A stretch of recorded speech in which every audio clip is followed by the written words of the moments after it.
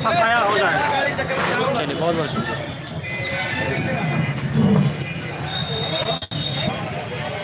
आज जो बंद का आह्वान किया गया, बताइए इसके संबंध में। बंद जो किया गया है, ये चुनाव आयोग के विरोध में हम लोग जो है बंद किए हैं इसको। ये चुनाव आयोग का तुगलकी फरमान है। मतदाता पुनरीक्षण का काम जो चल रहा है ये बहुत गलत बात है। इतने कम समय में जो है मतदाता पुनरीक्षण का काम नहीं हो सकता। एक आम आदमी से इतना डॉक्यूमेंट्स मांगना, और जो मेन डॉक्यूमेंट्स है आधार कार्ड, आप उसको वोट के लिए नहीं अधिकार देते हैं और सब चीज़ में उसका अधिकार है। आधार कार्ड से आपका ज़िंदगी का लिंक है कि नहीं है, और आप उसको वोटर के लिए नहीं मानते। ये कैसा कानून है? वही आपको साजिश की बू आती है। इसमें कहीं ना कहीं साजिश है। चुनाव आयोग और डबल इंजन की सरकार की मिली भगत से एक साजिश रचा गया है कि हम समाजवादियों को सरकार में आने के लिए कैसे रोका जाए। ये एक बहुत बड़ी साजिश है। इसलिए आज जो है ये किया जा रहा है। इतने कम समय में जो है मतदाता पुनरीक्षण का काम संभव नहीं है। इसीलिए हम चुनाव आयोग से मांग करते हैं, इस बंद के आधार पर हम लोग उनसे मांग करते हैं कि इसको जो है वापस लिया जाए, और जब तक वापस नहीं लेंगे इसको तब तक हम लोगों का आंदोलन जारी रहेगा। जब वर्ष अगले साल जो लोकसभा का चुनाव हुआ तो इसी मतदाता सूची का आधार पर हुआ था। इसी मतदाता की सूची पर जो है चुनाव हुआ। उस समय क्यों नहीं पुनरीक्षण कराया गया इस मतदाता? जब मतदाता अभी फर्जी है तो वो भी मतदाता फर्जी होंगे। और जितना उसमें जो है पार्लियामेंट में एमपी चुन के गए वो भी फर्जी वोटर से ही चुन के गए।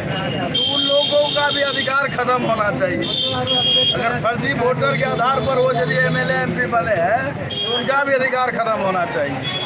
ये कहीं ना कहीं जो दलित पिछड़ा लोग हैं और वैसे लोग जो बाहर बढ़ रहे हैं उनके नाम को हकमारी करने का ये जो है एक साजिश है कि हम जो है दलित अल्पसंख्यक को कैसे वोट से वंचित करते हैं। ये बहुत बड़ी एक साजिश है।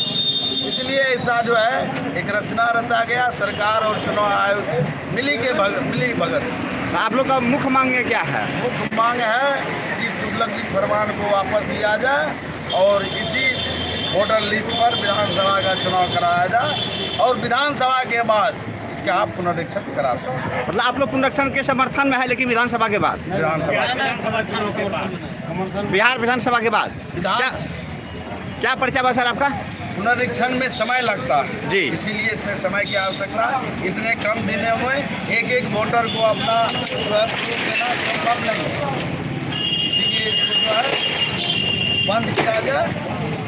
हमारा यही मांग। क्या पर्चा बा सर? परिचय सर क्या बा? परिचय हुआ चंदन कुमार सिंह, प्रखंड अध्यक्ष राजद रानी। जी धन्यवाद।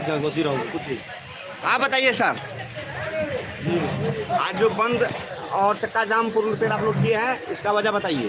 इसका वजह है कि आज जो 9 जुलाई को चक्का जाम हुआ है, हमारे राष्ट्रीय नेता के आह्वान पे और इंडिया गठबंधन के आह्वान पे ये चक्का जाम हुआ है। चक्का जाम का मुख्य कारण है कि पुनरीक्षण जो वोटर लिस्ट में छेड़खानी हो रहा है, जो वोटर लिस्ट तैयार हो चुका है और उसको फिर से सुधार करने के लिए 20 से 25 दिन, और 20 से 25 दिन में आम आवाम कहाँ से डॉक्यूमेंट्स लाएगा।